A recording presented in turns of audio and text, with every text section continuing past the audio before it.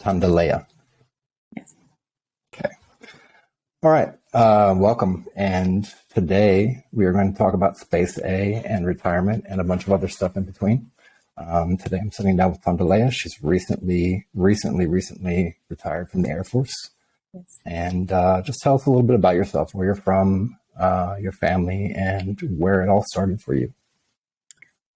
So I'm originally from Detroit, Michigan, inner city Detroit. So I grew up in a very urban area.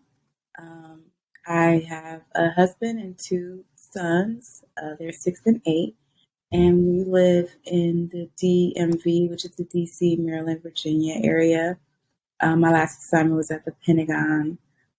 And surprisingly, the last 12 years of my career, I have been in the DC, Maryland, Virginia area.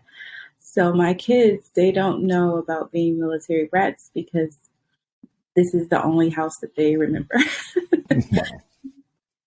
That's definitely something not usually, you don't usually see that in the military. Absolutely. So that's great. And I PCS 5 times, but I just kept PCSing to different places in the DMV. Okay. And Air Force, what rank were you when you retired? E8. E8. Okay. Yes. Yeah, I just saw your retirement thank you video on Facebook yesterday. I was like, "Ooh, it's 20 minutes, perfect." I had to thank a lot of people. That was great because I got a really good background and your experience and things like that. So it was really good. And if anybody gets a chance to check it out, it's a really nice way to say thank you. It's very thoughtful, and you mentioned everybody by name, and it was really something very unique. So I appreciate that. It was really nice.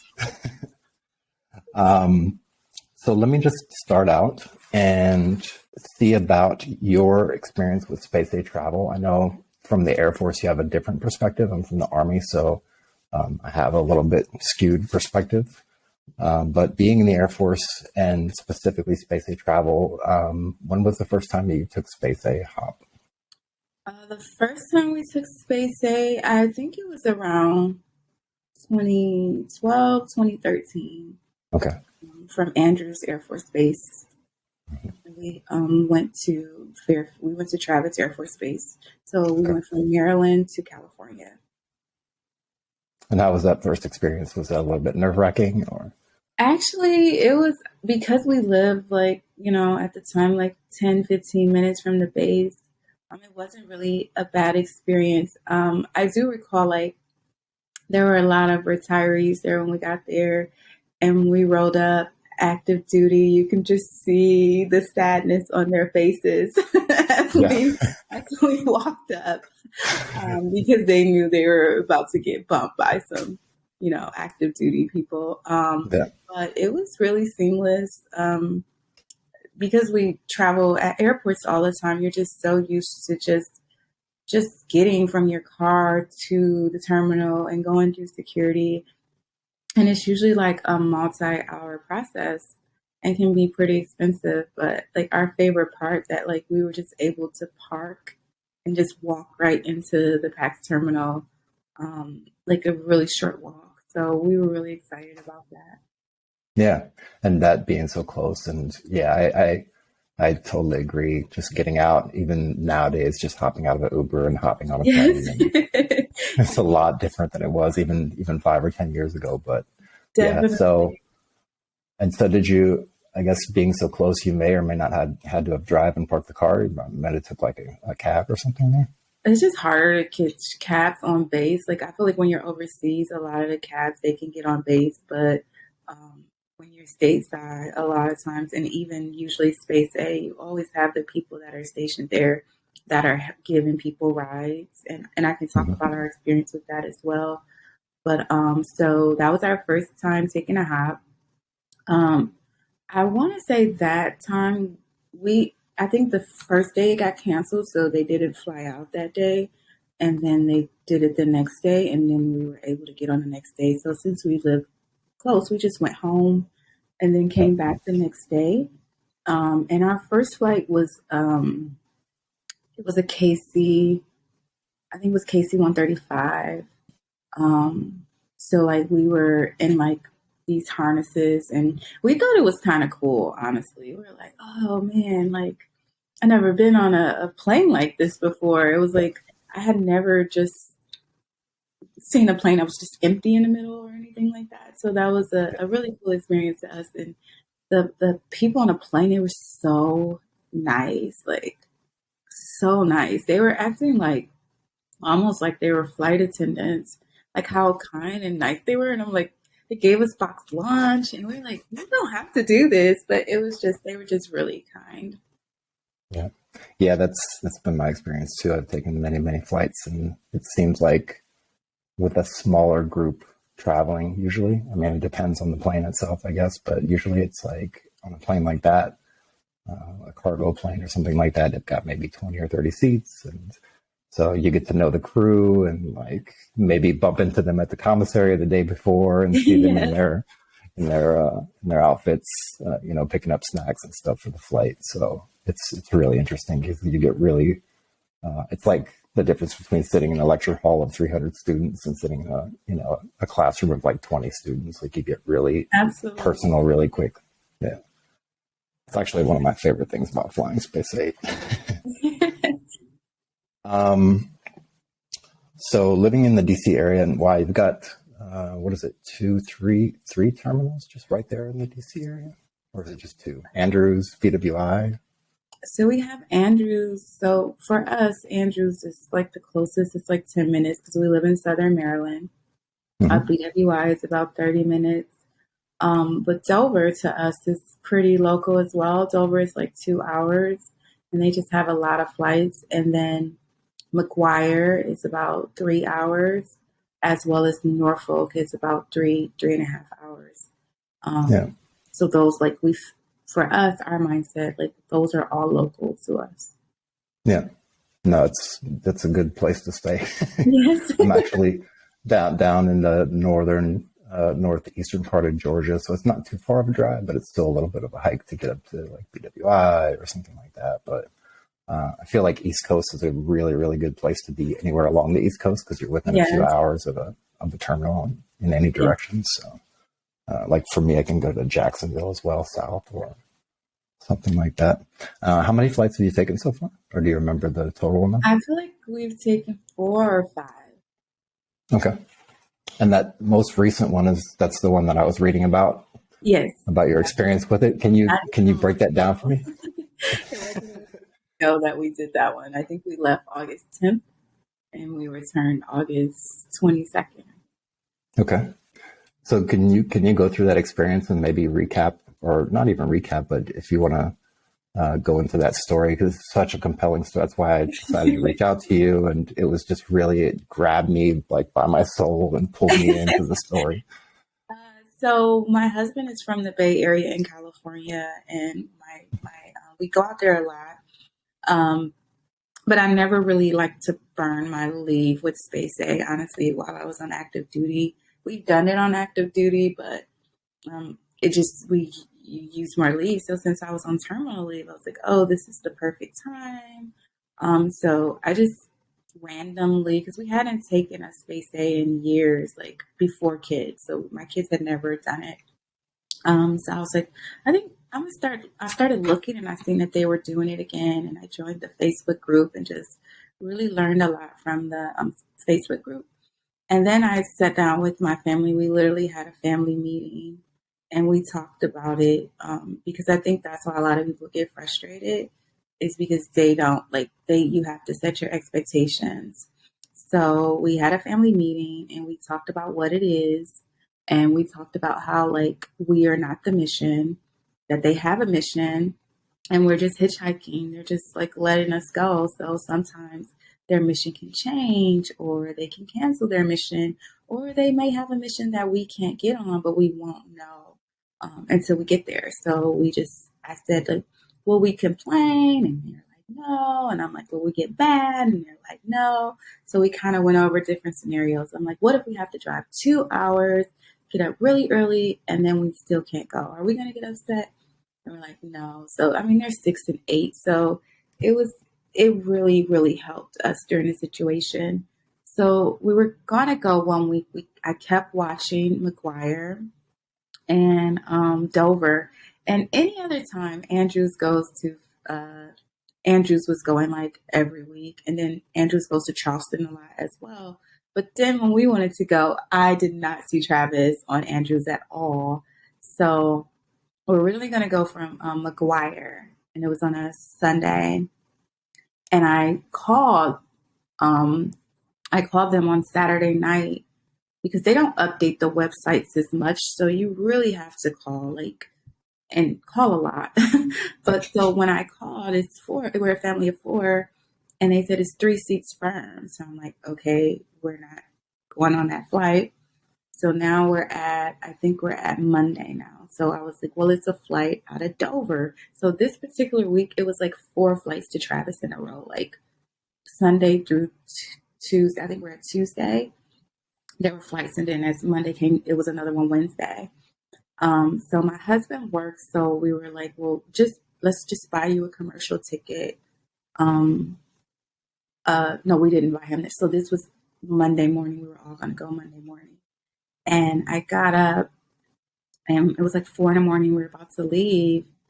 And someone told me, like, oh, you have to get the kids' birth certificates, because at the time they didn't have their passports. We had just mailed off for their passports, and they don't have DOD ID cards. So if you have a DOD ID card or you have a passport, then you're fine. You don't need birth certificates. But we didn't have either, so we needed some form of ID.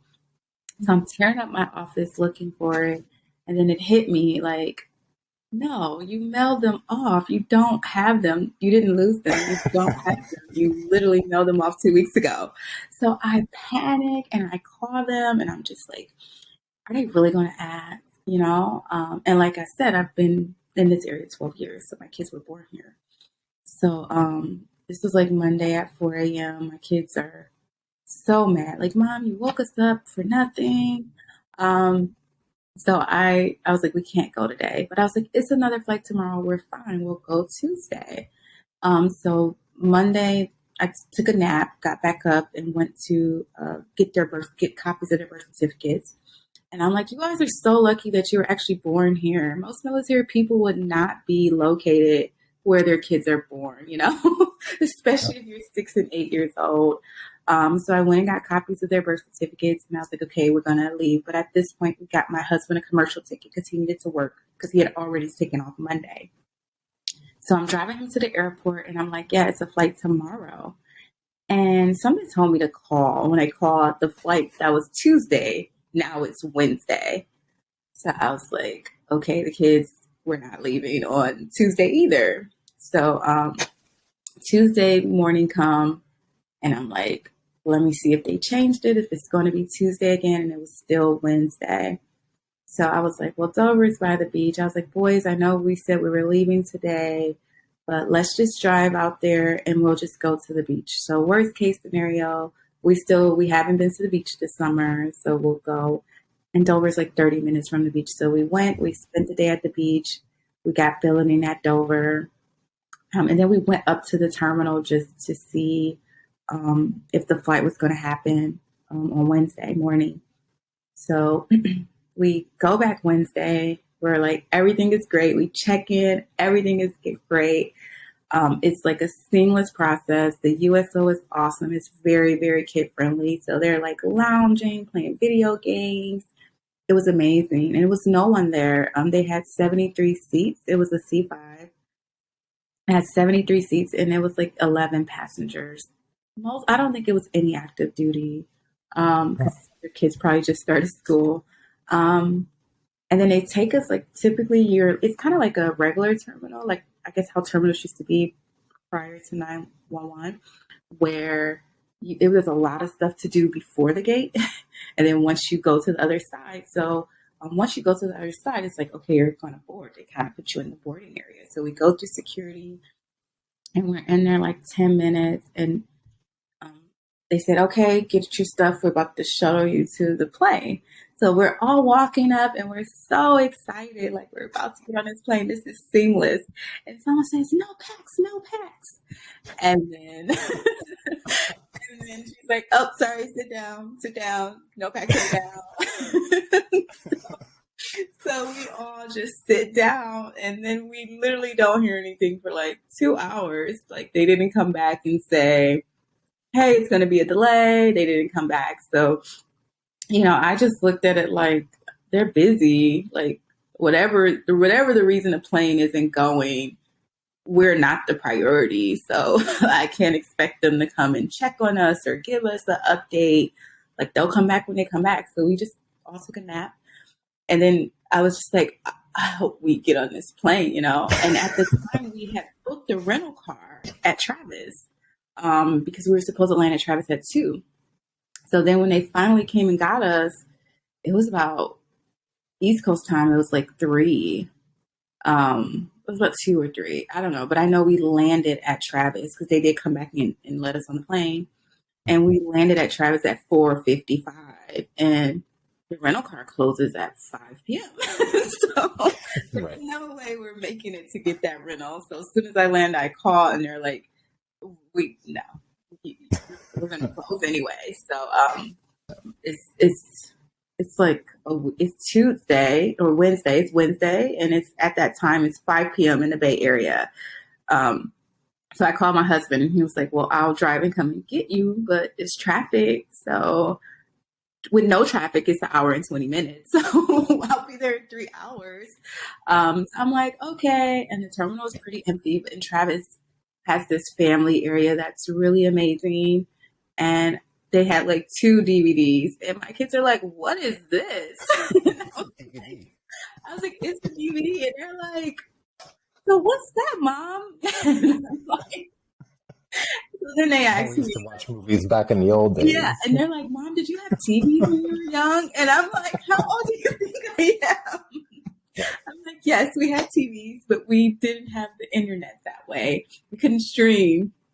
So the movies were like Iron Man and Men in Black. So we tried Men in Black, and I kind of almost didn't really know how to work a DVD player anymore because it wasn't a remote either.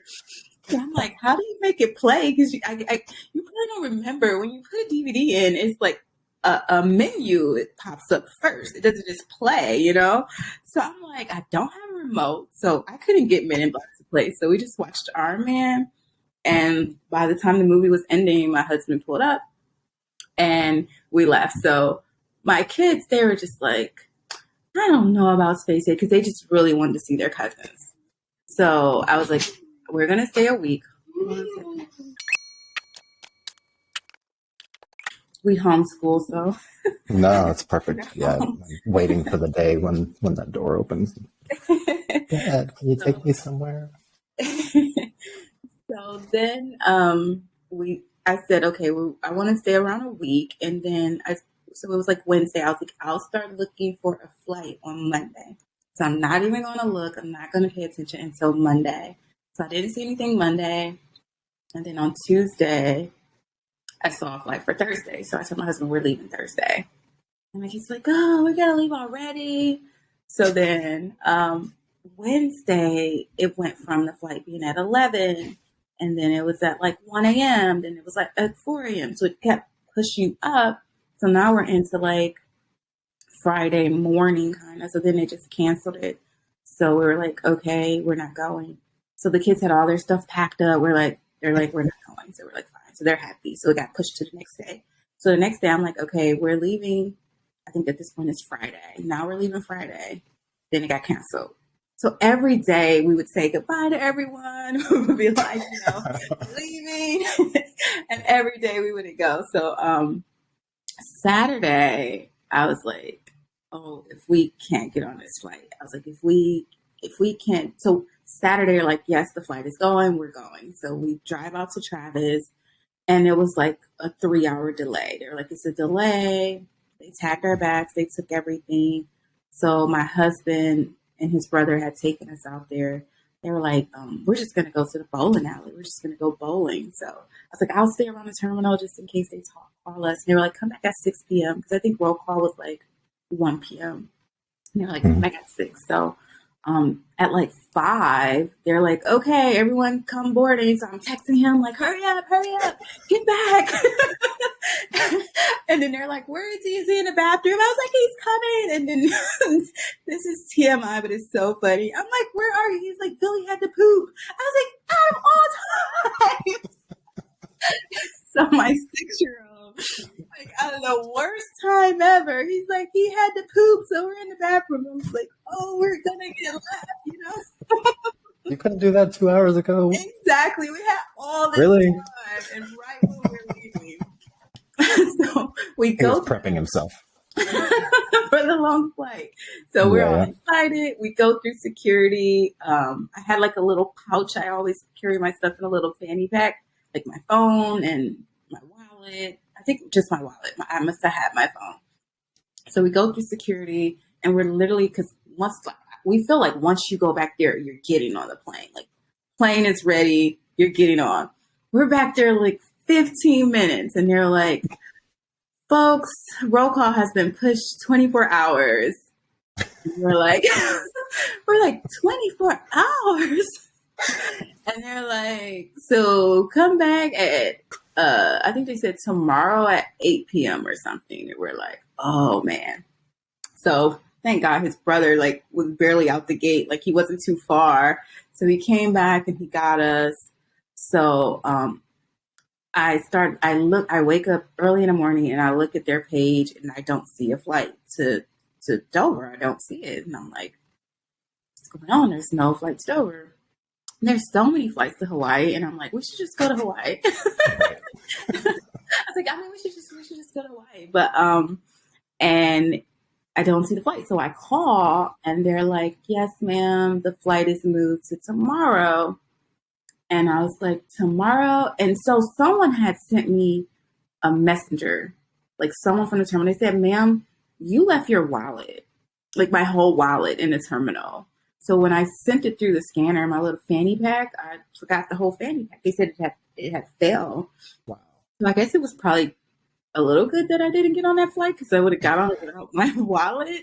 So it's like Sunday and I'm like, well, can't get on base without my CAT card. I was like, so I need to go back and get it. And my husband's like, well, why don't you just wait until the flight? And I was like, because I don't want to go through the drama of trying to get through the gate and we're trying to do it. And I was just like, yeah, forget it. I'll just go later.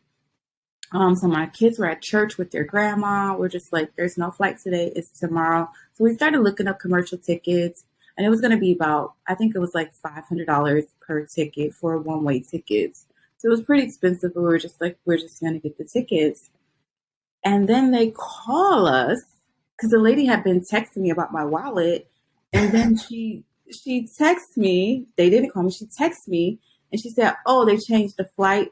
Roll call is 11:40. And it's like 10 a.m. And I was like, what's the latest you can get there? And I'm like, I am an hour and 20 minutes away. I don't have my kids. My husband's on a bike ride, So I call him. I'm like, come back. They said the flight. And so we have to find a ride to the airport, pick up our kids, that are in a different city, and then go to the airport. So I was like, so what is the absolute latest we can get there? And I think they said 1,400. So that gave us like a solid 2 hours. And we pulled it off. And we got there. And we waited that day. It was delayed, so we were a little scared. But it was probably like a 4-hour delay. And my brother-in-law stayed. He stayed. We were going to text you when we get on the plane. So, and then we ended up landing in Dover at I think we landed at like 2 a.m. or something. And then we just drove the 2 hours home. But my kids, they're like, we love Space Day. But that's because they like the delays in California because they kept getting to stay. But over here, they don't like the delays because they want to go. So It was just a whirlwind experience. So. Yeah, it was, like I said, the story really pulled me in, and it was just all the things that happened along the path. And that's actually pretty much how Space Day normally works in my experience anyway. Yeah. There's been a few times where you just get there and you hop on the plane and you go to your destination and you get off and everything's cool, no problems. And that's usually once every, 20 or 30 times maybe. I do think the probability of you being delayed if it's a C5 is like really, really, really a greater probability. It's like Yeah. And other maybe it's flights, because of the mission that they have. excuse me? Maybe it's because of the mission that they have, the C5 mission versus like a C-135. No, it's actually because they just break more often. They're discontinuing. Oh, Um, because when we were at Dover, one of my, like a friend, he's a maintenance person on a C5. And he's like, yeah, but when they go, they're the most comfortable. He's like, out of all of them. He's like, but, oh, yeah, they have a lot of maintenance issues. So that is why they just have a lot of maintenance issues. So I feel like typically if it's a C5, you might, but other ones, they may get delayed for different reasons, but C5s is usually maintenance. huh. Good to know. Yeah. Spoiler alert. Yeah. I never thought about it that way. Wow. Yeah, I'm going to have to keep that in mind when I travel from now You're on. looking like, does it say 73T? Okay, it's a C5. Look for the 53T or some random number. Yeah, I'll So definitely have to it keep was a that in good mind. experience. No, yeah, that story is amazing. And I've actually been out to Travis one time. I actually got stranded at Travis for like a week and a half one time. Oh, weekend. I was trying to go from Germany back to the East Coast. And the only way I could get out was to go to Travis and then make my way back. And there was like literally no way back. Wow, that's a long time. I mean, I guess if you look at it, we were stranded. I guess I wouldn't say stranded, but I guess we were trying to leave for like 4 days.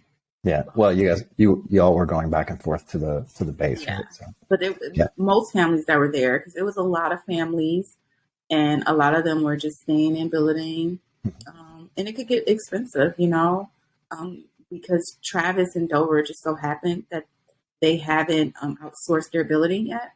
So their building is still affordable. It's like $84. But other places that have outsourced, like we were on Fort Belvoir. My husband was in a hospital and I didn't want to keep driving back and forth. So I was like, I'm going to just get a hotel room. And it was $220 a night. And I was like, on base? Right. I couldn't believe it. But it's Yeah. subcontracted out to IHG. So that's just something to consider as well. Like if you're going to be traveling and you need kind of like an expendable budget, look at those terminals and look at those bases and see how much billeting actually is on those installations, because some of them are really expensive. Yeah. And if you think there's a high potential to stay or get delayed for a day or two, and it's definitely good to at least make the reservations beforehand. Because I know a lot of times if you're there and there's like 50 or 60 people in the terminal and it gets delayed or canceled, right? Everybody's like sprinting, Yes. across the street to billeting. By the Yes. time you get there, you may or may not get a room. So Yes, because a lot of them, they'll save your rooms like 6 p.m. Mhm. No credit card or anything. And if Yeah.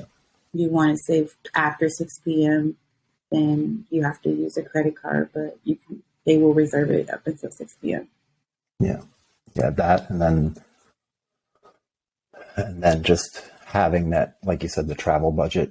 And like, if you know that flight's going to be $20, right? But you potentially would spend $600 or $700 on the ticket. It's good to just have that $600 or $700 on the side, just in case. We're going to London in November, and we were like they have a new rotator that actually starts next week or this week, the 22nd, or the 20th, and it's from BWI to Mindenhal. But initially we were just gonna like try to go to Ramstein. Like we were just like, okay, once we get to Europe, it's easy to travel within Europe. But once we started really looking at our plan and looking at what we were doing, we just went ahead and bought commercial tickets. For us, we like to use Space A. A lot of times when we're going somewhere where we know family or it's a low cost of living area, because like we don't want to go a place and then our whole budget, because you can spend a lot of time waiting. So let's just say it was people that were stuck in Hawaii for like 4 days, but it's not like you're out travel like doing tourist stuff in Hawaii. You're sitting in a terminal a lot of that time.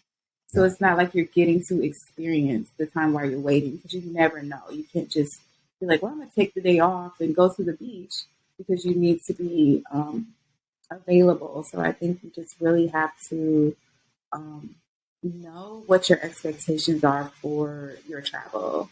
When we're going to see family, it's so easy. We don't usually have to rent a car.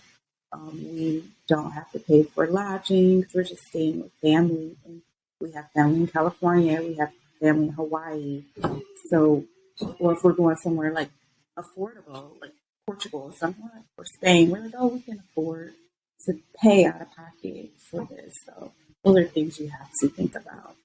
Yeah, definitely. Yeah, I try to keep at least one or two good friends in a close vicinity of where I'm traveling to. I'm traveling space, or even with commercial airlines. I always like to hit the spots where I have friends, so that if something does happen, I can, hop off the plane and take a taxi and go and crash for a day or two. So, no, that's spectacular, and that's awesome that they just started that rotator. I know they did regular flights to Mindenhal back and forth, but the rotator is going to be a huge deal, I think. Yes. Yeah, because I know the one from there to Germany is a big deal. It travels 2 or 3 times a week back and forth, and it's usually the commercial like Atlas Airlines or whatever it is.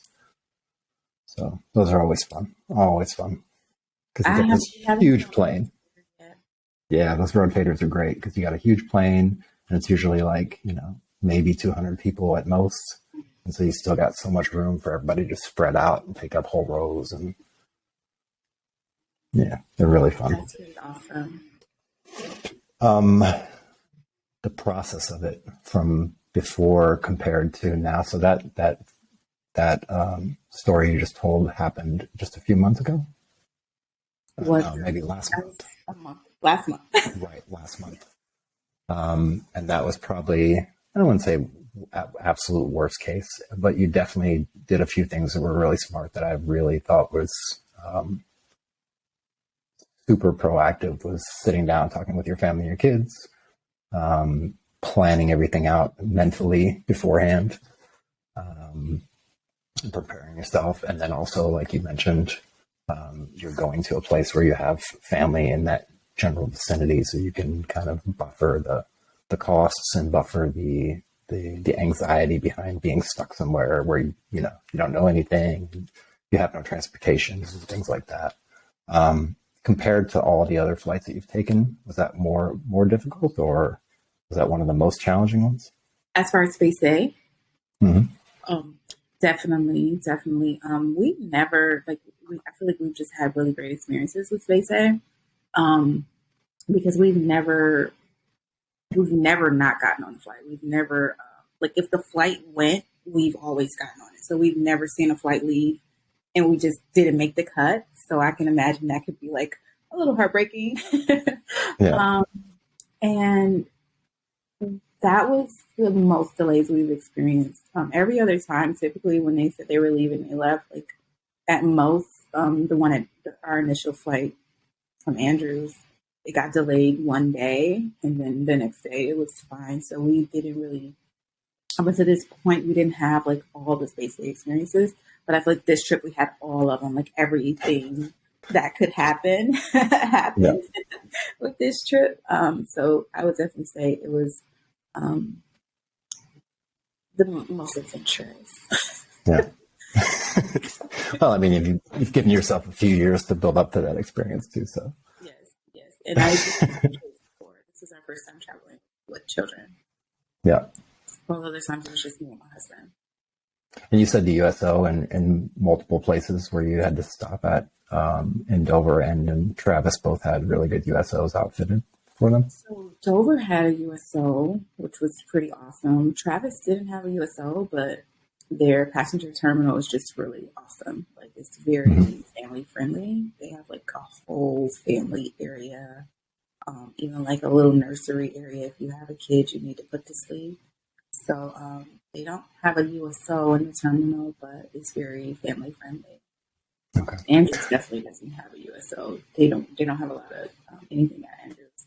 Another thing, and this is the great thing about like the military community that we we're so used to it that we don't even understand how amazing it is. But my little brother, who is a civilian, um, he was so like impressed that like people were just giving people rides, like, you know, because a lot of times you can't just walk. I mean, you can just walk to the building or you can just walk to the gate. That's a long walk in maybe 90-degree heat. So typically we've always either given rides or been given rides. So that day, my husband used my brother's car and he like took 3 families to the building, like just kept going back and forth. Another Wow. day when we needed a ride because my little brother had left the gate and he's not military. So when we were coming back, someone took my husband to the gate to meet my little brother. And I think those are things that like we don't really think about, that the civilian sector, they are not just going to be giving strangers rides in their cars, but a lot of times you build that rapport with other passengers while you're waiting. So by the time we left, I feel like I knew all the passengers, where they were from, their space day journeys, and where they had been, and their experiences, because we had waited, you know, so long together. So Yeah. I think that's kind of one of the perks of like military family type um, lifestyle or mindset that you don't really see on the outside sector. And we don't really pay attention because that's just how it is. And he was like, Yeah. man, this is just so cool. Yeah, it's definitely an unintentional side effect, and it's something that I've experienced from my first days in the Army all the way through. Yeah. Definitely, yeah. Even outside of the space A realm, Mm-hmm. same thing, same thing. Yeah, it's a really good story. I love that story so much. um, if you could name 3 or 4 like your pet peeve must have travel items to take when you're going on space A, because if you've been on military planes versus maybe the commercial rotators, which I think you mentioned you haven't taken a rotator yet, but on the military flights for sure, like what are some like key things that you must have on you when you're on the trip? You must wear layers. You must wear layers because you never know what the temperature is going to be. And probably have some type of blanket or something. Mhm. The C5s can get really cold. I heard C-17. I don't remember that well how cold they were because it was a while ago since we took a C-17, but the C5 was pretty cold. Um, Definitely have, you know, your own entertainment downloaded. You're not going to have any type of Wi-Fi at all. And even if you like to read like hard copy books, you might need a little like light because it can get pretty dark because there's no windows, you know. Um, so if you're either like if you're gonna listen to something like an audio book or something like that, you want to download it. Or if you're gonna read hard copy, you might want to bring like a little night light. Um, so those are 2 things. 3 is snacks. Bring Okay. food. Any favorite snacks? You could be at the terminal a long time, and just depending on the time, you may not have access to food. So we have like a little backpack cooler. So we bring our little backpack cooler as like a carry-on. So we pack our lunches pretty much like we're going on a picnic.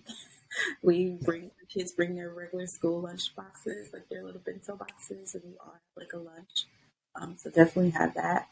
And I always bring like sanitizer wipes, like white hand wipes, because a lot of times, like I don't know if they just have like soap and stuff in the bathroom. So I would say those are my top 4 like must have these things on a space safe flight that are maybe a little more unique than a commercial flight. Because on a commercial flight, you just eat at the airport. You have so many options versus you may not have those options. Yeah, definitely. No, those are definitely just like three of those are probably in my top 5 as well. The blanket and the layers for sure. Mm-hmm. Because you probably will be sleeping on the ground of, a big cargo plane. Yeah. So,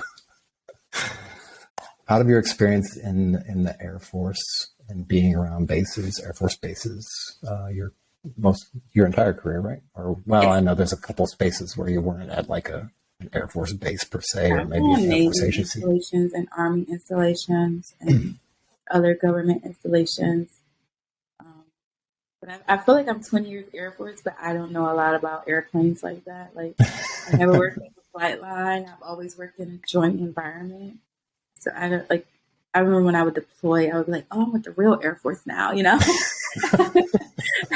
But I would only have that experience when I deployed. I would be like with the regular Air Force. I feel like the rest of my community, the rest of my career, I was always in a joint environment. Mhm. So So as far as like the terminals that you've been to throughout the years, what maybe some of the best customer service experiences you had, if you remember names, which I'm sure you probably do remember names, and maybe also I have a name. So I don't remember all the names, but I definitely have a. I'm gonna look it up now. A very specific name. The airman at Travis that was just so amazing. Um, Hunter Plain. She was Steve Hunter. Hunter Plain from Travis. Um, and she was just so amazing. But honestly, I never really had anyone that wasn't. I would say Dover, they forgot to give me some information, but maybe they just assumed I knew it. Like I parked in the wrong place at Dover. Uh-oh. Yeah, I just pulled up and parked. And when I got to Travis on the way home, they were like, "Do you need a parking pass?" I was like, then I remembered. I was like, "Oh, I do remember back then when we got a parking pass." So I freaked out. I was like, "Oh my gosh, they probably towed my car." So I'm like texting people at Dover. So someone like drove past and took a picture of my car. They're like, "Your car is still there." But they didn't ask me, "Did I need a parking pass?" And I had told them like, "This is our first time flying through Space A in a long time." So I wouldn't blame them. Like that's my responsibility to do the due diligence. But I did like that at Travis. They actually said, "Do you need a parking pass?" And told me like, "Yeah, because you can't park in it's a specific area that you park for long time parking." Yeah. But I've never really had a bad experience with anyone in Space Day at all. They've all been. I think they treat you how you treat them. So Yeah. And you bring it down to the like, we're all just regular people, like they're regular people doing their job, you're regular people getting on a plane, like yeah, yeah. that's the Like base of it. Yeah. you treat them like they're there for you, and you're entitled to anything. Like you're entitled to get on this plane. You're entitled. Like you. I feel like that probably would get you a different result versus you feeling like it's a privilege to be able to Yeah. do this. I hope this works out. I'm going to be as nice as possible. So I've just never had a bad experience. No, that's probably the reason why, because your perspective on it. It's definitely you definitely catch more what is it? Catch more bees with honey than you do Yeah, with vinegar. So definitely. yeah, no, that's good. It's really good. It's good to hear that you haven't had too many horrible experiences. But again, your demeanor and the way you treat people and the way you talk and act, I think that reflects the majority of it. Because I had the same experience. I've had experiences with fellow soldiers, and we've gone to do something at some customer service desk, and I know that they're a little bit on edge and they're a little bit pushy. And I'm like, "You sure you don't want me to just go up there and take care of it?" And they're like, "Yeah, sure." And I'll go and take care of it. And they'll be like, "I wouldn't have handled it that way." I'm like, "But it got done, right?" Yes, Everybody was smiling at the end. So exactly. yeah, it's definitely the input that you put in is going to determine the output coming out for sure. Any improvements that you would make in the Space A process? Like, so just as a baseline, now you can actually sign up online. You can go fill out a form. It's very much more streamlined. Of course, they've taken down all the notifications off of the Facebook pages, so you have to actually go to the website to look up the 72-hour schedule. Excuse me. But is there any improvements or any suggestions that you would like if you had the golden pen to write the magic comments to put in the comment box for the Space A folks at large? I wish it was just like a central site where you can just see all the roll calls, all the 72-hour schedules. You know, like if instead of you having to go to each site individually, and even the way they update them, usually there's only like one or two people that are authorized to do the updates. So it's a very manual process. So I feel like if they were to streamline that, that way you just go to one site and you can see pretty much all the roll calls. Um, I'm not sure that they will invest in that, just because. But if I had a magic wand, then that probably would be that, like a central site, and that way you can kind of really see. And maybe that's why they don't do it because of OPSEC. I feel like maybe then you can see trends, you can see different things. So you have to work a little harder. But I think overall, like for what it's worth, I think it's a good process. I was just really happy that you don't have to um, email your stuff to all the different ones anymore. The fact that you could just click down, that was huge. A Yeah. big time saver. So I think, and even like I like how it's all uniform now. I like the AMC site versus the Facebook much Hmm. better. I know a lot of people rather have the Facebook because I guess you could read comments and stuff, but I like the AMC site. It's very clean and easy. Like I know what to look for on all those sites because they're uniform. Yeah. So. Yeah, I'm part and partial to the Facebook as well. I do like reading the comments, so and sometimes answering, but I liked the fact that you could actually just pull up the thing and have it like right there, and you didn't have to go through some crazy process to get to it. Right. But yeah, the website is definitely clean. It's and the drop down checklist is very, because you don't have that. I used to have an email with like 40 different AMC, like Yes. Air Force and Navy both like listed, so I can send the email to everybody at the same time.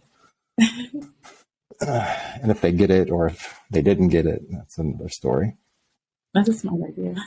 Yeah.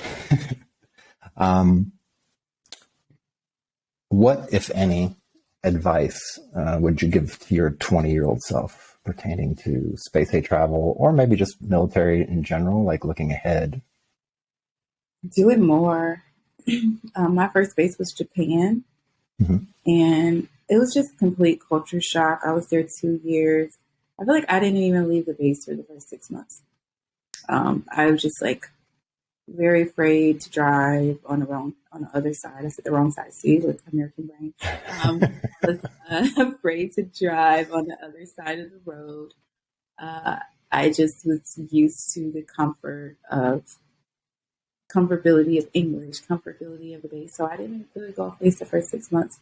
And then once I started hanging with some of my coworkers that were getting out more, doing more, I finally like ventured outside, like to the next cities over and went to Tokyo like once. But in hindsight, I would have traveled so much more. I would have like really learned the culture, tried to learn the language. I would have like really explored the culture, and there's so many places I could have hopped to from there. I could have went to Korea. I could have went to Okinawa. So I would just travel more. Um, that's what I would do. But I think I just want Yeah. to use all my leave to go home. Yeah. I mean, you get a short, limited amount of leave, and you don't want to take it for granted. So, especially if you're overseas. Do you have any resources that you would recommend beyond like Facebook and even beyond the AMC site that you've experienced or come across over the years for space age travel? Well, I feel like your videos are going to be a resource. I hope. So regarding I the hope so. Army, I'm going to put a shout out for that. Thank you. I think it's called Poppins. It's always on the Spacey site, but she does, or she or he, I'm not sure, the author, but they do really in-depth blogging about space aid, and I learned a lot from them. And a lot of times it's very specific. It could be specific to a terminal or region. it'll tell you, hotels you can stay at, like once you land at Ramstein or once you land in different places, and what is it like to travel space day with kids, and the different plane layouts and what that experience is going to be like. I even read one that told you like where to sit if you want to be warm, So I really, really like that website. Okay. I'll get that from you. And we'll put it definitely in the notes below. Excuse me. And you said your trip to London is going to be commercial now? You decided commercial? We really were gonna do it. I bought our tickets day before yesterday. So we were really gonna do it. So we thought another option, what we were gonna do, we were just gonna buy refundable tickets. So we wanted to leave, we wanted to be there the 5th through the 18th. So we were going to try to hop like the 1st through the 1st. And then if the 5th come and we didn't take a hop, we would just take our tickets. And if not, it would be fully refundable. So that's what we were going to do. But what we ended up doing, because initially it was just going to be me, my husband, and our kids, which were more flexible. But then we invited a friend, and then my mom is coming. And when it's other people coming and lodging arrangements are made around like such a big group, I was like, well, it's probably better to just fly commercial. But we're definitely going to try to take a rotator for BWI since we were so close at some point. So maybe in the spring we'll try to come out. Or me and my husband might just try to go because we want to ski in the Alps really bad. So we might try to take one this winter, just us two. Okay. How do you think that process is going to look now that you're Cat 6 versus Cat 3? So I feel like we're in this I feel like until next summer, Cat 6 he kind of lucky right now because I just think since Space Age just started, I just think a lot of people don't know that it restarted because it was gone for like 2 years. So it's been abnormally slow, even summer. Like Cat 6s was not getting bumped this summer. No one was really getting bumped this summer. And maybe it might set a false expectation. So I think I really only have this window between now and next summer before it cat's out the bag that Space Day is back. and then I need to take my post down. Yeah, and then active duty is back. So I will never, as a Cat 6 personally, will probably never try summer. And we just have a lot of flexibility because I'm retired. My husband works remote and we homeschool. So we will just always try out a season. I feel like September is great because all the kids just started school. So even if you're pulling your kids out for a vacation, you probably aren't pulling them out as soon as school starts.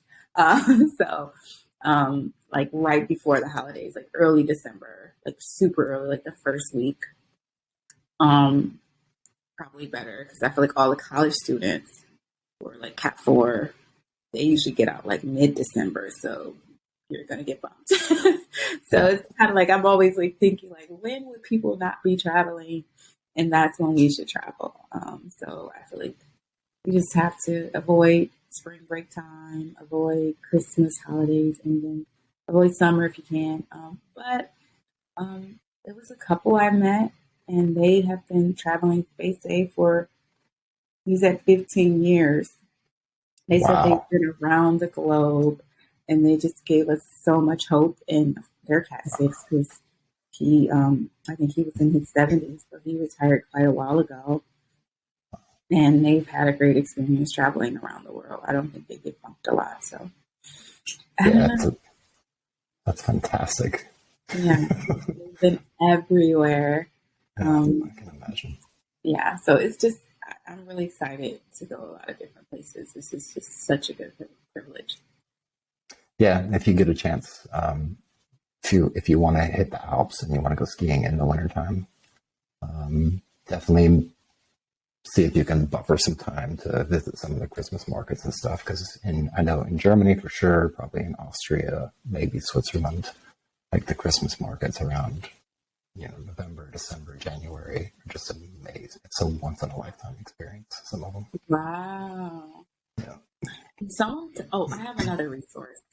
That couple that has traveled around the world, they told me about, because he said we went to Germany, and he told me about RTT, or it's kind of like ITT travel in the States, like the MWR type thing, and they have all these trips, and they go from Ramstein, and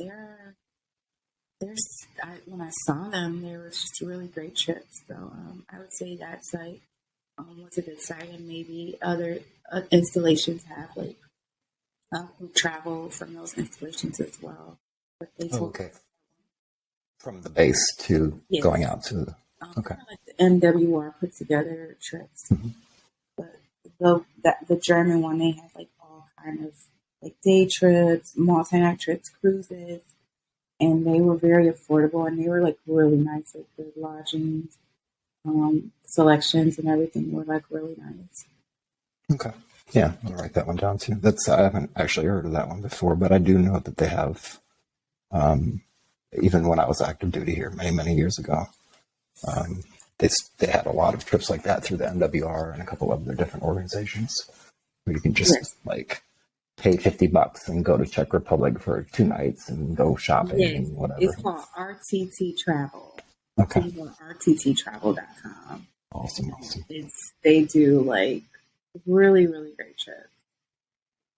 So that was another thing that I learned from people that I met on the plane and that I met in the terminal. Space Aid veterans. Yes. All right. Beyond that, how was your retirement? I know it's retired out of Army, but I actually like all retired branches of service, and interesting to hear the differences between the Army and the Navy and the Air Force.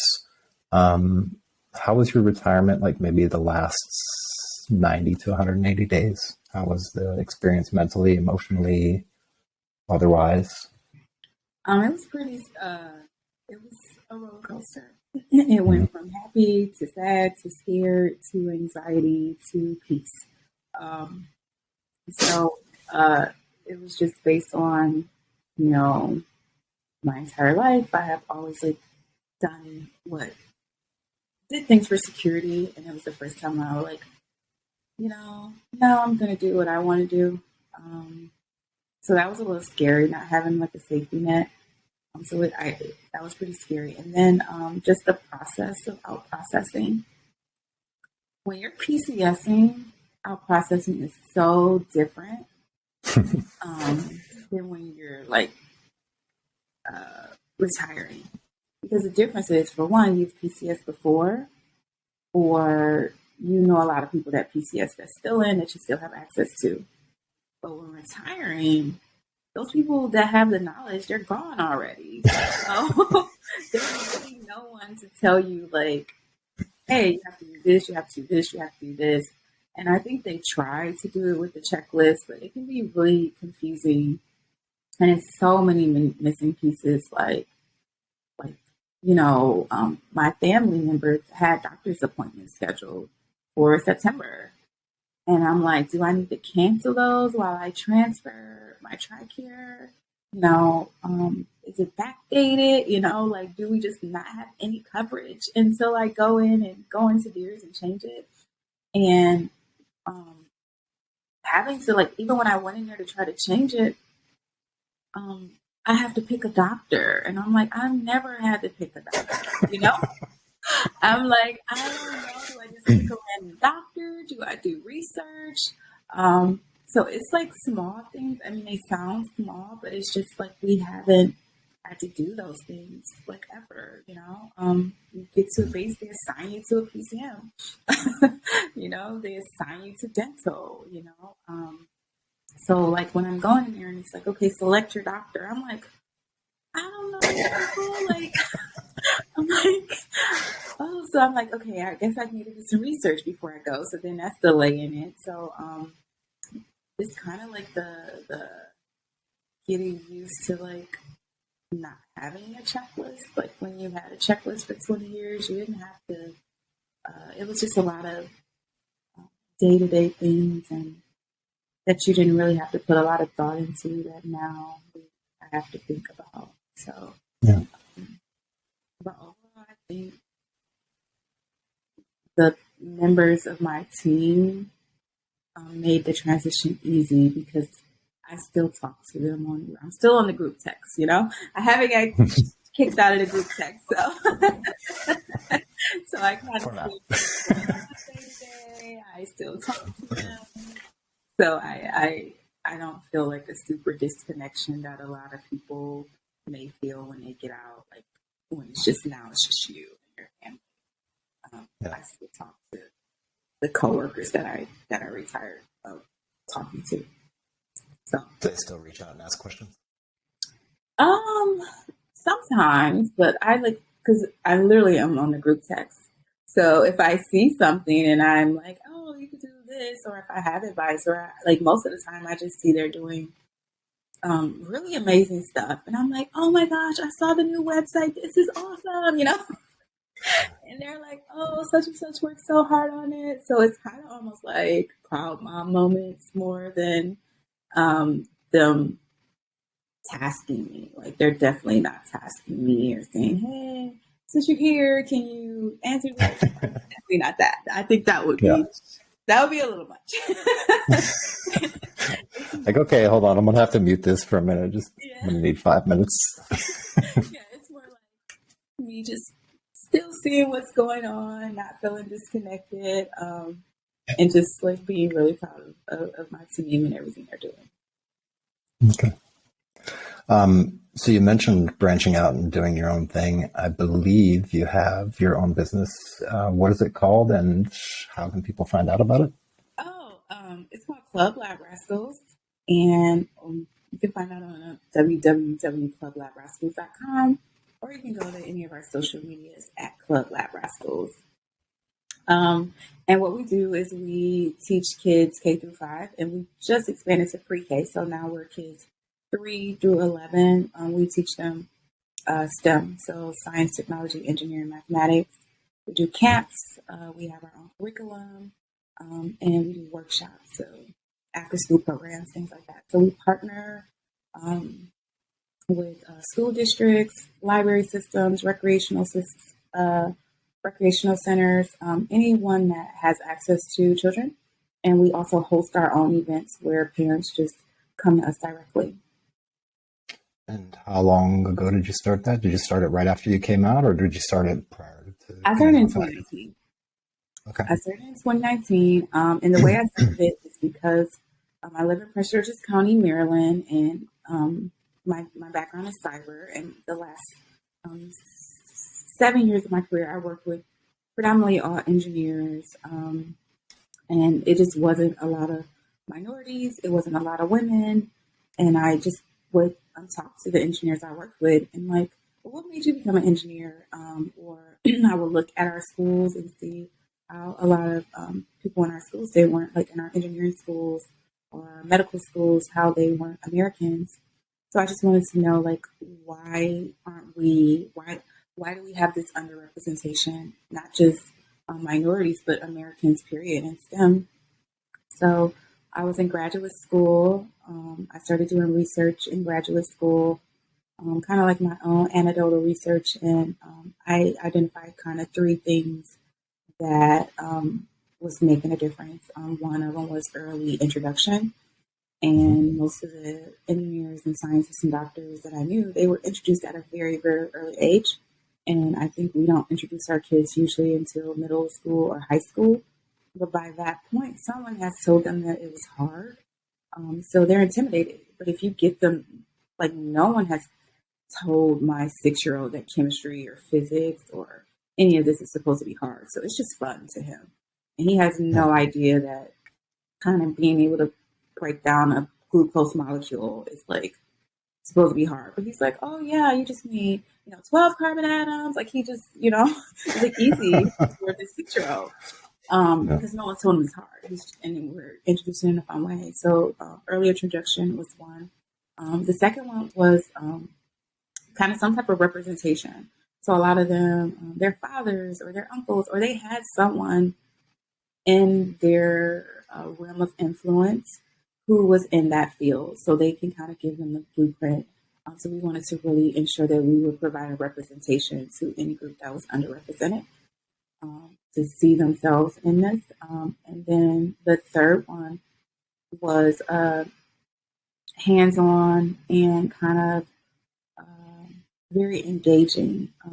Oftentimes in our school systems, we kind of teach like rote memory. So it's more about like, can you remember this formula? Can you remember this? And our program is really based on doing versus like you actually do it. So we're actually going to build, we're going to use some Play-Doh and some toothpicks, and we're going to build this glucose molecule. And you're going to know that each blue Play-Doh is carbon, and this color, this is hydrogen. So they're having fun while they're building. And then when they're looking at it, they're like, oh, I do see that all of these have, 3 bonds versus this one only needs 1 bond. And we're explaining it when we do it. So we teach very high level concepts to little kids, and they have no idea that the stuff that they know is like stuff that kids are learning in high school. So those are kind of the 3 premises of our program. We've been uber successful. Like the success is beyond our belief. We are in DC public schools now. We have partnered with, like, we've had something with National Geographic before. We've had over 1,500 kids in our programs overall. We just launched like a homeschool program for homeschoolers. So we're just really excited to get more kids interested in STEM at an early age, and just get them curious. Just get them curious. Yeah, it's amazing that the expectations of adults on what children actually learn versus what we think they can learn, what we think is above their level. Yes. This is a very, very, very, there's a divide. Yeah, because I learn oftentimes while they're learning, and they actually teach me so many things. Like they'll break down something, and I'll be like, I had no idea. Thank you. Let's go look it up. Let's go on YouTube and find out more. So I think kids are they're naturally, to me, scientists and engineers like by birth. Like you see them, they're building stuff, they're playing with stuff, they're taking something that is not a toy and making it a toy. So I think they're just naturally curious, and it's up to us to not stagnate their curiosity, not deter their curiosity with our expectations. Yeah, I absolutely agree. It's actually one, and that's why I'm really lucky and blessed and to have come across you and had you, because this is just an added bonus. It's definitely something that's near and dear to my heart, like early education, STEM, tech, like cyber. I mean, I was in cyber as well. So, but yeah, there's a huge disconnect, and then the fact that at some point that curiosity gets stifled by the rote memorization and the streamline, like you have to follow this path and go to school and then get a job and then blah, blah, blah. Like, I don't think that's the way the future looks. I really honestly don't. I agree. Yeah. Well, I want to be thoughtful of your time. And I know we've been on for about an hour now, so hour and some change. I'll just wrap it up with a couple small things, and then I'll let you get back to your day and get back to teaching and getting the kids excited about science and technology again. Really, really amazing. Any words of wisdom, like mental exercises, a book, a candle sitting on a windowsill, like any kind of anchor that you used during your time getting out and retiring that you would recommend to anybody else? I would say my words of wisdom is just appreciation of the presence, like learn to be in the present. Like either we're in the past, which could be kind of sad because you want to change things or you want, or you can be so anxious about what's next that you can't really enjoy the right now. So just enjoy this moment. Like if you're just getting out, just enjoy it. Just take the time to say, wow, I did, 20 plus years. And these are the things that I did over those 20 years. And these are the experiences that I had and the memories that I built. And now I get to kind of, control me for a little while and, spend that time with your family. Especially, I know my Army comrades, I do feel like they deploy more at a much higher tempo and longer periods. So just spending that time with your family, if you have a family, or if you don't have a family, just doing things you love. Like if you like hiking, if you like running, just get a hobby, get something before you get out. My grandfather always told me, like, don't wait. Like so many people, they put off the things that they want because they're waiting to pay this bill or waiting until they get to this point or waiting to do this. And he said, by the time you retire and you saved all these things you're going to do, he's like, now you're too tired. He's like, but life was happening. He's like, life is in the point where you're waiting. So take advantage of that point. And so I feel like most people that have hobbies before they get out, they're just able to do more of that once they get out, or a passion, a hobby, whatever it is. So for me, because I have Lab Rascals, when I homeschool, I never feel like bored or like I'm missing out. Like I'm still super busy. People that I know that go fishing or they hike, so they go, they go on road trips or whatever you do. Start doing that before you get out. Don't say I'm started when I get out because you probably won't start. You probably won't start. Get a hobby. Yeah. Find something that brings you joy and look forward to doing more of whatever that is. Yeah. Absolutely. I totally agree with that. I say the same thing many, many times. Start retiring 5 years before you actually retire so that you're mentally like there when you get there. COVID helped, I feel like, with me. Yeah, me too. Me too. I was home for 2 years, so I got to really spend a lot of time with my family. Because of my career field, we couldn't do a lot of work from home, so it was just a lot of bonding. And I was remote the last 2 years, so yeah. Plus a lot of time for reflection. Yes.